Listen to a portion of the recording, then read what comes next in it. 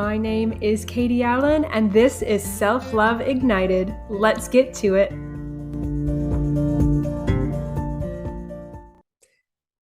Welcome back to Self-Love Ignited. Today on the podcast, I have the privilege of speaking with Nicola Mercer.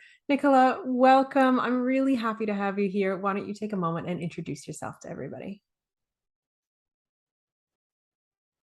Hi, Katie. Yeah, it's really good to be here. So I'm Nicola and I'm from the UK. I live on the northeast coast, so lots of history surrounding where I live. And I'm a health coach. I set up my business, Life Now Coaching, exactly a year ago. And I've been trying to build the business from the bottoms up after being made redundant from the corporate world in 21. So I'd worked at Nike for 20 years, and the redundancy was quite a shock, shall we say, and meant that some big changes needed to be made. And on the back of the pandemic and some other things that had happened in my life over kind of the 2 years leading up to the redundancy, it really made me take stock of where I was at and what I wanted to do next in my life. And so that led to becoming a health and wellness coach, doing lots of retraining and learning, and yeah, just embarking on this incredible journey into the world of entrepreneurship and health and wellness. That's amazing. That is amazing. Yeah. And, 20 years in corporate, that's a long time. You would have been pretty ingrained in what you were doing. And to sort of step out and start a business, start a whole new career path, start your own business, that's amazing. That really is amazing. And we're going to talk about how you got there. Okay. I look forward to sharing the story. Cool. So, Nicola, this podcast is all about telling the stories of people just like you who have come from a place of not liking themselves, not loving themselves, not accepting themselves, and taking that journey to really learning to love and accept who they are. Now, that looks different for everybody, but today I want to hear your story, your version of that. Where did your challenges with yourself begin? Take us back to the beginning. Yeah, this is a really long story. So I'll try to condense it as best I can. But really, from I would say the age of about 14, 15, like lots of females, I started to become very body conscious. And, I'm 46, so this was a long time ago when there wasn't social media and the internet and, the pressure that many girls have on them at a young age today. But there was still, magazines and celebrities, and you worried about how you looked if you felt like you didn't fit what was deemed as normal. So I think the challenges with how I felt about myself started to come into play then. And then as I went through my later teenage years, I really struggled with my weight. So I put on a lot of weight. I spent a summer au pairing in the United States and came back having put on quite a lot of weight. And then started to suffer from anxiety and panic attacks. And again, back then, it was a very different world to now. There was no term around mental health issues or even really around what anxiety was. So that time was really difficult for me because I experienced very extreme panic attacks to the point that I thought I was going to die. And these attacks continued to that kind of level for many years following that. And so that was the beginning, really, of that decline in terms of my mental health and the belief that I had around my value and worth. Because what I, was going through and how I felt meant that I thought there was something really wrong with me, that I was flawed in some way. I wasn't like everybody else. Back then, to know, nobody's fault, but people in my friendship circle who knew about what I was going through would make jokes about it and, say, oh, you're having another one of your funny turns. And, they didn't understand what it was like. But those kind of remarks also contributed to my belief that there was something wrong with me, and not necessarily wrong medically, but that there was something wrong, that was my fault, that I wasn't normal, that I was some kind of freak. I used to use that word a lot about myself. And so there was a lot of negative self-talk. So even though I needed to be compassionate because of what I was struggling with, both mentally, and this led to physical health problems as well, I didn't understand that back then. Instead, I was very harsh. And so, this led to many years of just feeling really negative about who I was, and blaming myself for having to live this way, and the struggles that the anxiety brought with it. And so, you know, from that point onwards of starting to suffer with anxiety at 19 years old, I really did go into a huge vicious cycle of weight gain, weight loss, obsessiveness about weight, and the way I looked, the way I sounded, the way I acted. I was just obsessed with everything, and feeling that I was, not as good as everybody else. And I took that belief into the corporate world. So I was in corporate for about 24 years at another company before Nike. And I hid it, especially at Nike. 20 years I spent at Nike, and I never opened up about what I was going through. I kept it very quiet, and struggled. And I realize now that hiding it away and not being true about how I felt, and some of the problems that this was creating by hiding it, and trying to act the way that I thought everybody else was acting, was only adding and compounding, to the problems that I had. So that, throughout the years, there were times when I've got stronger, when I've sought help, when, I did feel better, but I never got to a place where I truly felt that I was valuable and that I loved myself. Mhm. I think when I had my daughter, who's 14 and a half, that was a bit of a changing point, in that I did feel a bit of empowerment. I felt a bit stronger. I really did feel a lot calmer in myself. But having had maternity leave and going back into the workplace, those feelings quickly went away, and the anxiety came back at the same level that it had been before I'd had her. Wow. That's, thank you for sharing that. I think talking about mental health specifically is a challenge. And as much as it's less of a, stigma today, it still exists, Mm, unfortunately, right? There are still ideas, and I don't even think a lot of people are conscious that they have these ideas that there is something wrong with you if you have anxiety, or you should just, right, like, just relax. How many times have people with anxiety been told to just relax? It's like, if it was that easy, you would. It's not a choice. It's not a choice to be anxious. yeah, And that was with you for a yeah. long And I think, time. yeah, and the challenge that I had, because of the lack of knowledge and information that was around in the 90s when I started to suffer from it, meant that I was looking for a solution, for a fix. Yeah. Because back then, that's how you approached any health issue. You went to the doctors, you wanted a prescription or a treatment, you wanted to be fixed and for it to go away. And so I embarked on this desperate search to try to fix it, because I thought it was this great big thing that was wrong with me, that was being caused by something biological. That was my belief, was Yeah. how do I then fix it? Have I got a chemical imbalance? Or, what is it? Is there something wrong in my brain? Do I have a growth? Is there something causing it? Because back then, again, there just wasn't that awareness of the different types of mental health problems that existed. And yeah, carrying it, and feeling that it meant there was something wrong with you, did, by the nature of that, associate this huge stigma and belief that, I just wasn't normal, and I wasn't right as a person. And Mhm. so, yeah, it's a long time to deal with that. And at the same time, I can look back now and say that because of the timing of when it happened, and what I did to try to find this fix, I did learn a lot of things, and that has ultimately led me to where I am now, because I did get very kind of determined to try and make it better, because I just felt, I honestly felt as though I wouldn't be able to cope living like that for very long, and that scared me. And I wanted to make it better, because I didn't want to end up, really seriously depressed, or or even worse. And so I embarked on a lot of different reading and tried different counselling and therapy and coaching and things. And that actually many years ago, when I started doing some coaching because of the anxiety, that really did, I guess, trigger my love for coaching as Mm-hmm. well.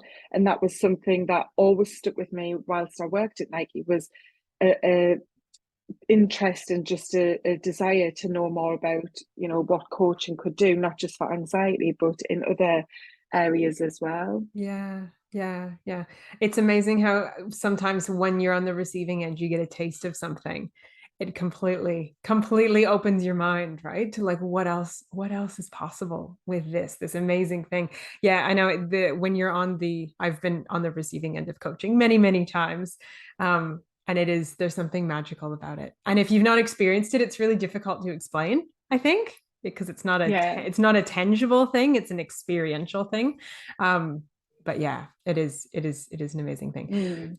So, Nicola, tell us then how you've tell us about the journey from being that woman with anxiety who's working at Nike, Hmm. who's hiding it, feeling like you just couldn't really be yourself. You know, you said you started doing some readings and you started doing some work.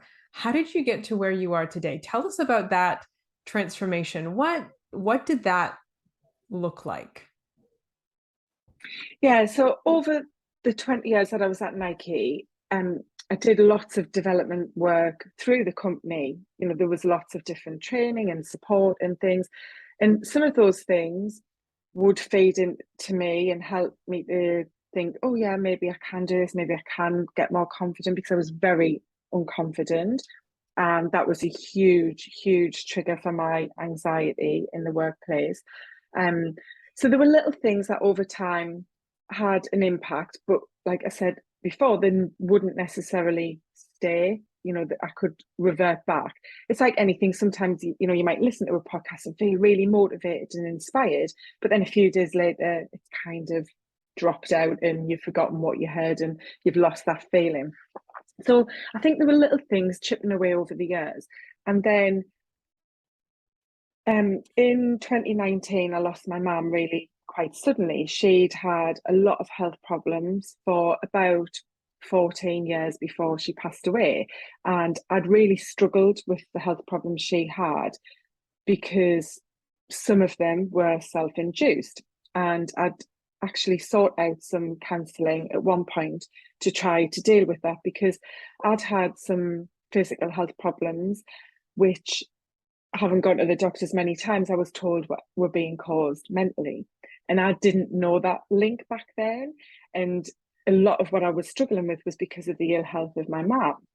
And that was something I had to learn to try to accept and understand the way she was, and kind of go through almost a bit of a grief process, because she'd almost lost her mobility. She couldn't walk outside, she couldn't move around very much. She was very housebound and different things. So that had been really challenging.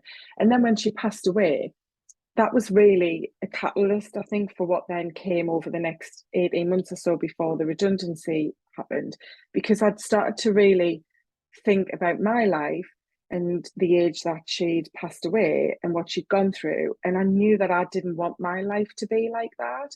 And I felt very sad that she'd lost so much of her quality of life for so many years. And knowing how she had been before that and what she'd become was really impactful. And so I think the grief that I went through losing my mother meant that I really started to reflect on my own life. And then a few months after that, we went into COVID, and I think for many of us, we did start to think about our lives and what was going on. And Yeah. there was, I think, a point where the lockdown triggered reflection for many of us, because of how quickly things changed in our world, Mm-hmm. and for many people, unfortunately, health wise as well. So I think there was a combination of things going on, and I started to just think about how differently I actually felt working at home as well. It took away a lot of the pressure that I felt by being in the office and having to almost perform, to having to be on top form every day, go in and be energized and show confidence and, you know, motivation and everything. And I'm not saying I didn't still have to have those things at home, because the work for us at Nike actually got much harder when we worked at home because of the impact of COVID. But I felt different being in my own surroundings and not having that pressure of having to get up and be out of the house. And I used to travel a lot for work as well. And so suddenly not traveling every week. I used to travel from where I live in the northeast to London, which was a 3-hour train journey, and then the tube and so on, and be away from home. It just gave me a different perspective, and I liked the way that felt. And then I had an accident during, I think, we come out of, I think, the second lockdown, and I had a really bad fall and I broke my wrist and I had to have an operation and a metal plate put in. And that meant that I was very dependent on the family I live with to take care of me. I couldn't drive for 10 weeks. I was in a lot of pain. It was a really, really bad break. I needed to move and exercise for my mental health. And the first thing I thought of when I had the fall was, oh God, I'm not going to be able to exercise for at least 6 weeks. I didn't know that I'd broken it at that point. And that really changed things. And I just think that was kind of the final straw, if you like, that I thought, God, how quickly can your life change? You know, I could have broken my leg and not being able to even walk. At least I could walk within a week and a half or 2 weeks of the operation. I could, you know, feel a bit stronger and start to get out and build up some strength again. And so I just thought, you know, that could have been much worse. I had such a bad fall. I actually could have had a brain injury or a head injury. Mm-hmm. So I think that just all of those things together made me think something has to change. And I knew within a couple of months of the accident that there was a potential of the redundancy happening. And so then when it was confirmed, it was kind of like, this is meant to be. This has happened for a reason. I've just celebrated my 20-year anniversary. I'm at a point where I'm really starting to think that there's a different way of living. It doesn't have to be that constant spin cycle of the office, traveling, you know, the way the job was, Mm-hmm. and spending a lot of time away from my daughter. And so, you know, when they said that my job had gone and that I was being made redundant, the fear was there, and it was very frightening and daunting, because I thought, God, I don't want to have to go out and start to look for jobs. You know, I was 45, I lived in the northeast, I worked for an amazing global brand. I didn't know how I would match that at my age and where I live, and with COVID and so on. So I was quite stuck, to be honest. I didn't have a plan B. I didn't know what I wanted to do. I'd never looked beyond Nike, and that was always something at the back of my mind was, oh, I'm getting older. You know, how much longer can I stay at this dynamic young company? A lot of our jobs were based in London or were based in the Netherlands, in Europe. And we had a very small office based here in the northeast of England. So I always knew I was on borrowed time, so to speak. Yeah, yeah. So it just felt as though, right, that's it now. You know, it's happened. It's time to think that this is an opportunity. And I'd had a great conversation with someone I worked with, talking about having no idea of what I was going to do next. And he'd said to me, you know, think about what you love doing now in your job. What is it that fills you with passion? And that was working with our women's and kids team. And I loved the vision like you have of making sport a daily habit. And so I loved being part of that movement of trying to help people to understand why being active is so important to your health, not just for sport and professional sport. And then he said, think about what you're good at, like what skill set have you got? So, you know, I went through, I'm great at organising things, and I've been a great leader, and I love coaching and mentoring people. And that was something I always got great recognition for. And then he said, what do you want to do with your life? You know, what's your purpose? And if you had a choice, what could you do? And I said, well, I'd want to help girls to live a healthy life, to grow up and stay active, not drop out of sport, which I'd learned at Nike is a huge issue globally for girls of around 12, 13 dropping out of sport, and the impact that then has on the rest of their lives. And I'd love to work with people and coach people and help people, but I didn't know how to make that a job and monetize it. And so I had these ideas, and it took a couple of months of just, yeah, trying to find my feet and see what was out there. And fortunately came across a great coach, and joined her program, and that kind of put pieces together of, okay, I could do this online, I can create online programs. Obviously, a great thing that's come out of the pandemic is Zoom and the way we can now work Yeah. with anyone anywhere in the world. And so yeah, that just built up, and something happened, I think, when I kind of had the decision there in writing that I was being made redundant and I knew it was happening. It was like a switch had been flicked, and that I suddenly had a choice of how I lived. Now I was scared because I didn't know what was going to come next, but I didn't feel as though I'd ever had that choice. Although I was in a very good job and I had a good career behind me, I didn't drive my career as such. I'd kind of fallen into things along the way. I Mm-hmm. wasn't someone who was very intentionally pushing their career forward. And, I just felt quite trapped at times. I used to get really nervous about the fact that I was the main breadwinner in my family, and that I didn't have a way to get out of the job I was in, because financially we needed my salary. And with the way I felt from an anxiety point of view, I used to get this immense fear that it was like imposter syndrome. That's what I later found out it was, that I wasn't good enough, that I wasn't going to manage to say that, because I'd be found out for who I really was, which was this freak who had these horrendous panic attacks. Mm-hmm. And so I think that the redundancy brought about an opportunity to actually decide what I wanted to do. And there was still that financial pressure there, but eventually, after not very long, to be honest, that kind of eased away a little bit, and then I started to reposition like what was most valuable to me. And I think when you're stuck in a situation, you feel like it has to be the way it is and you have to have that salary. But the way that I then felt afterwards was actually, is that really the most important thing, or is that something that could change? And the benefits I'm going to get from going after my passion and purpose and what that's going to make me feel, does that outweigh having that extra money? And so I just think it opened up this whole kind of, um, light at the end of the tunnel Yeah. kind of moment, that, Yeah. yeah, there's something different out there. Yeah. Yeah. That's amazing. I love I believe everything happens for a reason. And I think that you said that too, or something like that, and I think when we're in the depths of it, we don't always see it because you don't have the perspective. You just see Yeah. like this redundancy being hit, and suddenly there's like the panic of where's the money going to come from when you had your accident and you broke your wrist. It's like Mm. it's really hard when you're going through it and you're having surgery and dealing with a lack of, being able to take care of yourself and things. But in hindsight, when you look back, you go, oh, that was for that. And that led me here. And that helped me see this. And Mm. just like everything that you went through with your mom, right? It's like it gave you perspective that otherwise you never would have had. And Yeah, and that's really hard at the time, isn't it, when you are going through that? And that's been one of the biggest things that I've learned, is to have more acceptance about why something's happening. yeah, And in the past, I was a complete stress head.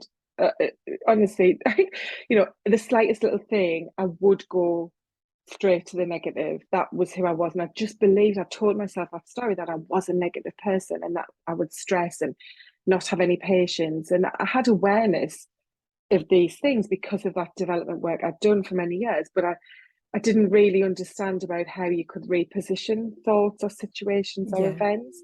And so that's been a big thing, definitely over the past 3 years, that I've really tried to develop and seen a huge shift in a way that I never imagined was possible. I really didn't believe that I was who I feel I am now. I thought that was just not me, that I was stuck being this negative, moody person who would always get down and, just yeah. those kinds of things. But yeah, it's just been like revelationary, really, the change that I've been able to go through. Yeah, yeah.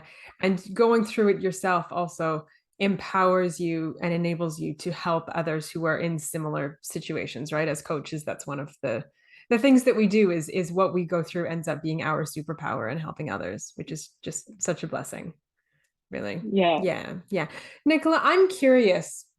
This anxiety that was with you, right from when you were a teenager and all through your corporate career, Is it still with you now? Does it still raise its head? And if so, what is your relationship like with it now? Because it used to be I'm broken or I need to be fixed or there's something wrong Mm. with me and I need a solution. What does that look like now? Yeah, so I do still have anxiety. I was diagnosed with generalized anxiety disorder quite a few years ago. Um, and that's something that is always going to be me because my anxiety isn't just anxiety. That means I worry about things. It's much more than that. But that's something that has been a massive progression is that I've learned that it is part of who I am. It's not the thing I'm trying to fix because I'm broken, like I started out with all those years ago. Mm-hmm. So I have a much healthier relationship with it. I also have, I guess, a bit of gratitude towards it because, as we're saying, if I hadn't gone through that, I know that I wouldn't be where I am now because I've had 27 years of living with anxiety, more years living with it than without it. And that's meant that I have developed so much strength. And I used to think I was so weak, but actually it was the opposite. To be able to cope and have the job I had, have a child, live the life I lived, I couldn't be strong if to be able to do those things. Mm-hmm. And so I have respect for it. And it doesn't mean that I don't like it. I'd love to just know that it's not going to rear its ugly head again Mm-hmm. because it isn't nice when it does come. But the way that I manage it now and how I feel about it is that because I know it's part of me, I also understand why it's triggering, why I might get that sudden feeling. Mm-hmm. And I use a practice where you kind of base on, evidence. It's like, okay, you feel this feeling can come from nowhere as well. It's not that you're stressed with work or something and you can feel you getting anxious. Something literally subconsciously happens and you suddenly think, oh, I don't feel right. That, oh, I feel like there's something wrong, like my heart's racing, I'm going to stop breathing. Mine's a very health related anxiety. But then I can say, okay, this is happening and this has happened lots of times before. And what happened when this happened before? Okay, yes, there were times when I have had the full blown attack, but how many times have I not had that full blown attack? And how many times have I not died because of this feeling? And how many times, have I been fine? Have I been able to breathe through it, to move forward, to use that rational thinking to be able to control it and let it pass? So yeah, it's much more manageable now Mm-hmm. than what it ever was. I am able to really try and pause and the recognition's the first thing is knowing that it's happened. It's Yep. like anything, when you think, oh, I'm thinking that way or I'm feeling that way, that's amazing because so many people don't. It just rides, and they just end up going right into it without having that awareness. So yeah, it's a much healthier and I guess a balanced relationship that I've got with the anxiety now. Yeah. Yeah. It I think that the awareness around anything, whether we're talking about Mm, anxiety or health or anything, I think awareness is power because awareness then means that you can do something with it. Right? It's like you have and you exactly. have these tools. You've been living with anxiety, like you said, for more of your life than not. You have developed these tools. The breathing, the logical thinking, right? I can get through this. How many times have I gone through this before? But if you didn't have Yeah, that level of awareness, you wouldn't have the opportunity to use those tools. So like awareness is number one. It has to come first. yeah, Yeah.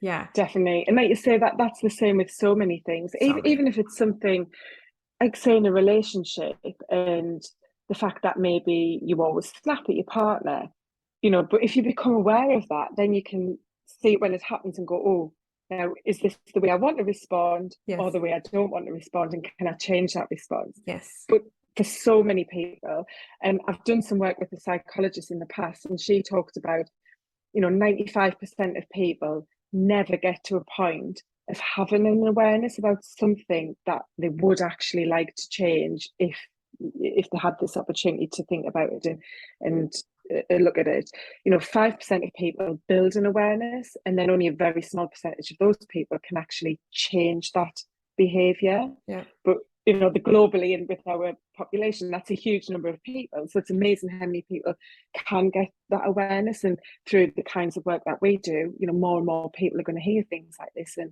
start to work on that type of development. Absolutely. And that's one of my hopes of this conversation that you and I are having today, is that somebody with anxiety or somebody who has just been in this cycle can maybe look around and go, oh, I see myself in this story, right? And help bring that level of awareness, because that's going to bring healing and next steps and all those beautiful things that come afterwards.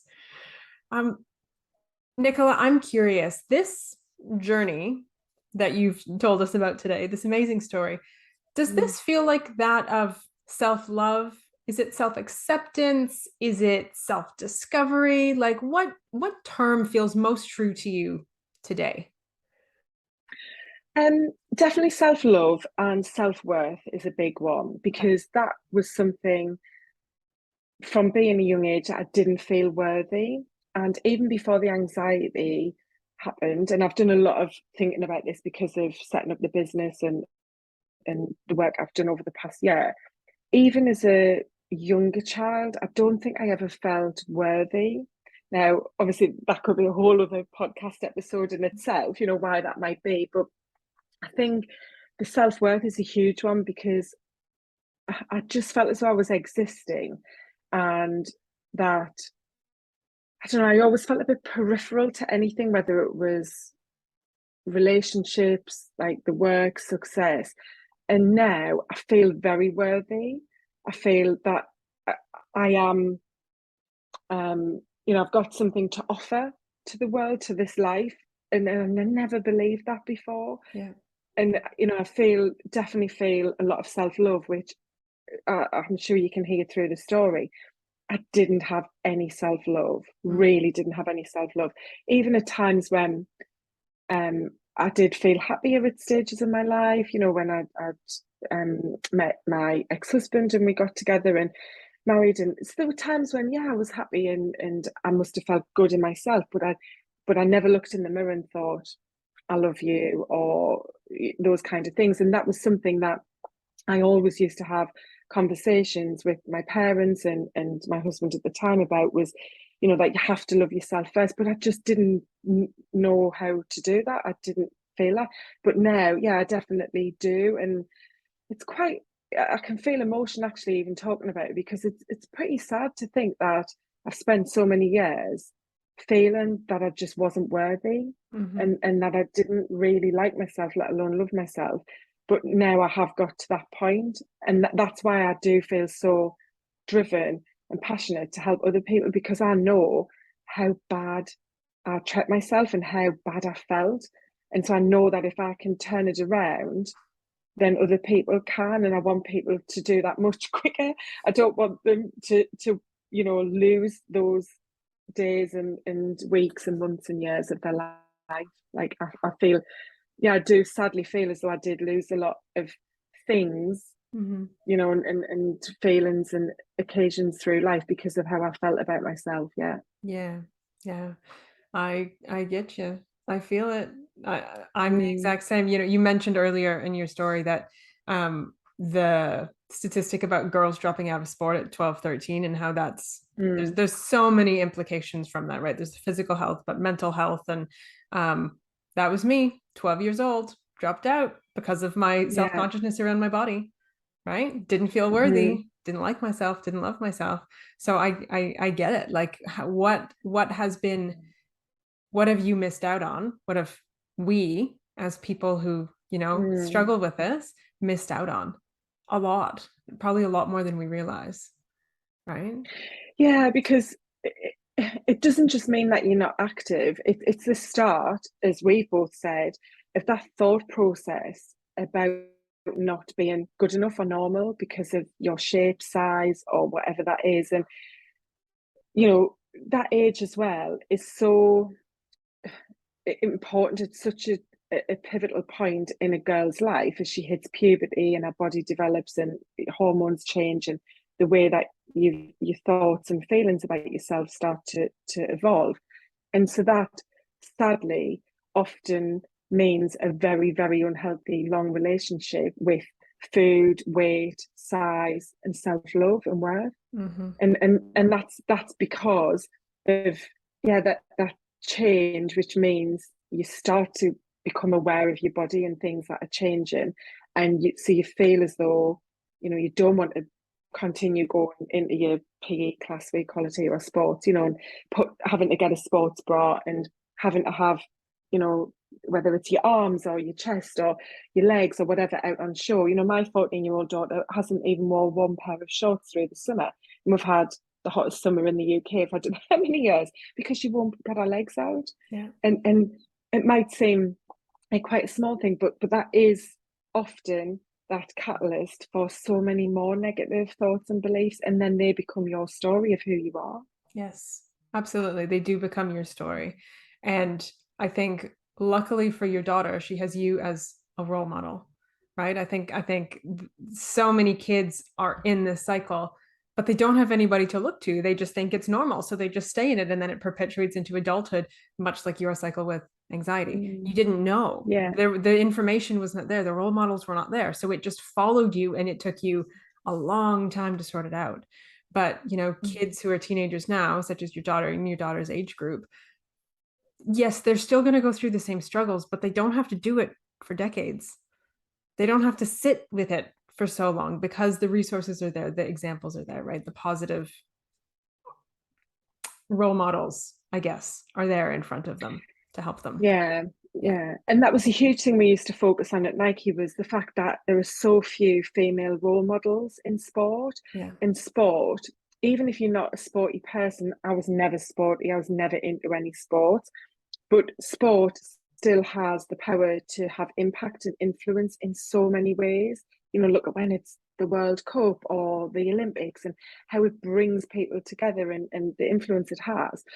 And for girls, not having those role models is a really big thing, even when girls are not sporty, because those kinds of role models in sport do have such huge power. I mean, look at Cristiano Ronaldo in football. He has, I don't know, is it 400 or 600 million followers on Instagram? He probably, across all of the platforms, he's got, probably, I don't know, 3/4 of a million up to a billion. Yeah. He's mega. And, he has that power on mainly males, but females need those kind of role models as well, because we've got to normalize things like body shape, like self-love and self-belief and self-worth and all of those things. And we're living in a very challenging world as well, with social media. Mm-hmm. And social media has the power to have a huge positive impact, but the opposite as well. And that's the Yes. danger, isn't it? It's trying to outweigh the negative with the positive. And I do really believe that there is great things happening there. I do think there are more female people becoming much more visible that are going to have that positive impact, but it is still nowhere near, the level that it should be. Absolutely. Absolutely. You're 100%. I totally agree with you. Yeah. I want to ask you more about your stuff. So I'm curious because you've talked about your anxiety changing your relationship with it. We've talked about self-love, self-worth. Now you say that you're not a sporty person, but last time we spoke, you were wearing a sports bra and you had a good workout. And you said before we started recording that you almost showed up and won again today, and then you decided to dress up just a little bit. Yeah. So you are clearly really active. So tell us about like your whatever you call it, whether it's your self-care or like your Mm, daily routine, like what does that look like for you and how does that support your self-worth, self-love, all that sort of stuff? yeah. So, yeah, as a child, I was never sporty. I hated any kind of sport activity at school because I didn't have the skills. I was always one of the last people to be picked for the rounders team or netball team, things like that. And I did try to join some of the clubs and teams and things. And then as an adult, because of the weight issues I had, there were times I tried to go to a gym, but I didn't find it easy to move my body. I didn't have a passion for it. So when I started working at Nike, I felt a bit of an odd fit because here I was at the biggest sports company in the world, and all I saw were people going to the gym at a lunchtime. We had a gym in our office building, going out for runs and playing football or hockey at the weekend, whatever it might be. And so I'd started to exercise, but I used exercise more as a sticky plaster to try to rectify the damage I was doing on a weekend with food and alcohol, like many people. It was really a form of punishment.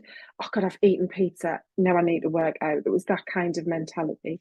And I did enjoy exercise, and I used to do a lot of different classes, aerobics and step back then when they were the ones that were popular. And yeah, it was great. I enjoyed it. But then there was a point about 7 years ago when I discovered the body coach Joe Wicks, which I'm sure a lot of people globally know who Joe Wicks is. Yeah. And I started on his program, and that was a big change in everything for me. And that was a turning point, not just for exercise, but definitely with food and definitely with my strength physically and mentally. So although, like I said, I'm probably always going to have anxiety, and things really have massively shifted in the last year.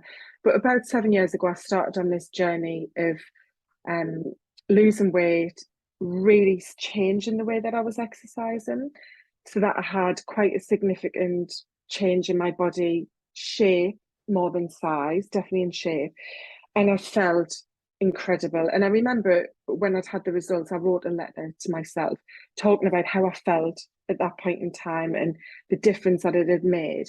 And I've then carried forward with that way of eating, of that way of exercising. So I did actually qualify as a personal trainer Mm-hmm. in January when I was made redundant. That was one of the first things I thought, oh, I've got time now and I can invest in doing this PT course. And I don't know that I want to be a PT, but I'm going to do it because I did love exercise.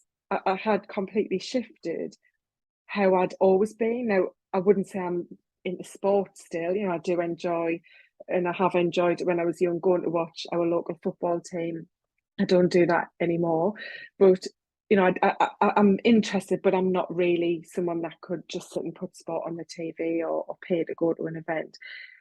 But I love exercise. And I talk about it as movement. So I have 5 pillars in my coaching, which are centered around mindset. Mm-hmm. And then I have movement, nutrition, sleep, and stress, because all 5 of those things are very interconnected. The mindset is where everything starts. But movement for me is my power. That's what I need to keep me healthy, both mentally and physically. And that's my habit, that's in my routines. So, I need to move every day. It's not something that I have to remember to do, that I struggle with motivationally. I don't think, oh, I need to get in the gym, I need to do something. I just want to do it, even if it's a walk. That is so powerful for me, and it's proven scientifically the power of walking, especially if you can walk outdoors and get some nature around you, even if you're in a more urban area and it's built up. Just getting outside, looking at the sky, being outdoors is really, really powerful Yeah. to your mindset and your overall health. So yeah, I have a great relationship with movement now. I do lots of different things. I've got a bit of a gym in my garage at home, so I'm really fortunate that when the pandemic happened and lockdown, that I could work out exactly the way that I had been previous to that. Mm-hmm. So I've got weights, I've got a big punch bag. I love to do a bit of boxing. I find that that's really good for your adrenaline and motivation, getting the music on and just, hitting the bag. Yeah. I've got a spin bike and I go out walking a lot. I've never been a runner or what I would class as a runner, but I'm trying to run once a week. Okay. I've done more running in the past and then it's dropped off because it's something I do find really hard. But again, I love the feeling of knowing that I've been outside and that I've ran and got back. And for me, it's the mental struggle that's the achievement with a run. Yeah. It hurts physically, I'm Yeah. not going to lie, Yeah. but it's the mental, because of the physical pain, shall we say, that I get as such, like the lungs and Yeah. I feel like you're having to drag your body. Yep. That mental resilience of having to focus on, no, I'm going to do this, I'm going to keep going at the end, that just feels so powerful. Mm-hmm. So yeah, the movement is, I'd say, the number one part of my overall wellness routine and habits that I've got. Yeah, yeah, it's incredible. And I love that it hasn't always been like this, right? I love that it used to be Mm. the punishment, the thing that you felt like you had to do, everybody else was doing it. And now it's this thing that you do because you want to do it, because it feels good, right? And Yeah, like it's a yeah, completely different mindset about it. You've completely switched. absolutely. Yeah, It's part of who you are, and that's what I focus on with the coaching is, you know, why do you want to change something, and what does that mean to you? What is it going to mean to the other people in your life? Like, why does that matter to you? Because it's about focusing on who you want to be and becoming that person. yeah, And that doesn't mean not being true to who you are, but it's getting really clear on who you want to be, how you want to live. Because, when you just say, oh, I have to go to the gym. And, I was there, I worked in the office, and, sometimes it would get towards lunchtime, and we used to work out usually on our lunch break. And then someone might say, oh, shall we go to the pub instead? Oh, yeah, let's go to the pub. Or you'd think, oh, I really can't be bothered to do that class today. Oh, I'm just going to sit here and work. And, you tell yourself all these reasons why it's the right decision not to go and just stay yeah, working. yeah, And it was a struggle. It was you'd be in the gym thinking, oh, how much longer have I got to do? Oh, and in those days as well, it was like, oh, you have to be in the gym for an hour. You've got to go on the treadmill, go on the bike, go on the road, yeah, yeah. all of those things. And now, obviously, exercise has evolved so much. There's so much variety out there. Yeah. So yeah, it's a completely different approach. And for me, it is very much part of who I am. In that, if I'm away from home, if I'm on holiday, I'll do it because that's just what I need Yeah. for me and who I am. Yeah. Yeah. That's wonderful. I love that. I love that. So, Nicola, tell us a little bit. Now we've talked about your coaching kind of Mm. here and there, and you mentioned that you have 5 pillars. What does working with you look like right now? Is it one-on-one? Is it group programs? Like what tell us about that. Yeah, so I only have one-to-one right now. I am going to have a group program, which is probably going to launch in December to start right after Christmas. Because I know January is such a great time for people to have that reset and Yeah. go about building some new habits. So right now I have a one-to-one program called Mind Body Connection. And it's a 12-week program. You work with me online, so you can be based anywhere in the world. Mm-hmm. And we do weekly calls using Zoom. And it's really focusing on what it is you want to live and feel like. What does a healthy life look like for you? And I focus on working with women in business, so women who are entrepreneurs with their own business or in corporate, like I was, because those kinds of women are usually the ones that are, they want to do all the stuff, they want to have it all, and they want to have the success, not just in their business, but success to them in their home life, in their relationships with their family, kids, so on. And what they do is throw everything into the work side of things, thinking that's what's going to bring the success in their overall life, not just in the work, but they don't take care of themselves. Mm-hmm. And they're often striving for success and hustling. We're in this huge hustle mode where it's just go, go, go all the time. And you feel like it's a badge of honor to, lose out on sleep and to sit burning the candle at both ends, and being on the laptop at 10 p.m. at night and so on. But you still haven't got the success you want. You might be maybe hitting goals, but you just don't feel Yeah. successful. Something's still missing. That happiness isn't there. And I Yeah. talk about happiness a lot because people think, oh, I'll be happy when I've made X in the business, or I'll be happy when I can take on a member of staff, or I'll be happy when I launch that new program, whatever it might be, get that promotion. And then they get it and go, okay, well, yeah, I'm pleased I had it and I've achieved it, but I don't really feel happy. Yeah. And so it's about trying to appreciate everything every day. And there's going to be days where you feel rubbish and you have down days. That's life, that's human Yes. nature. Yes. But it's about more acceptance, and it is about this self-worth. I focus on that a lot because I want women to know that, they can feel successful, but that's often going to come by prioritizing themselves, and by being strong in whatever way strong means to you, mentally and physically. That's what's going to help you to have happiness Yeah. throughout your journey, not just when you get something that you're striving to. Mm. And I think there's a real danger as well, certainly in the UK, where we're heading towards a recession. I think globally, on the back of the pandemic, there's been lots of challenges economically. There's a huge risk to our health, not just for females, I think for everyone, because we're just in this huge, like, fast-paced culture of expectation of having it all, and that worthiness only comes from having it all. Yes. And because of that, we're burning ourselves out. There's a lot of people really struggling with overwhelm, burnout, and the anxiety and mental health challenges. Yeah, absolutely. And we know how important it is to have support through that, right? And I think, Yeah, that is a global thing at the moment. I think many of us are in a similar situation. Yeah. yeah. Okay, Nicola, last question for you. If somebody is where you used to be, if somebody is in this place of, no self-worth, maybe struggling with anxiety, feeling like they can't take care of themselves, like just stuck in that like vicious cycle, that like, really negative cycle, it's your life. So it was somebody who's in that, and they're listening to this and they're going, I think I'm ready, but I don't know where to start. What is one exercise or one practice or one Mm. thing, a baby step number one, that you would recommend for them to begin with? I talk about why being the biggest little question you can ask yourself. Mm-hmm. So get a pen and paper or use your laptop, whatever way you like to do it, and just write down why.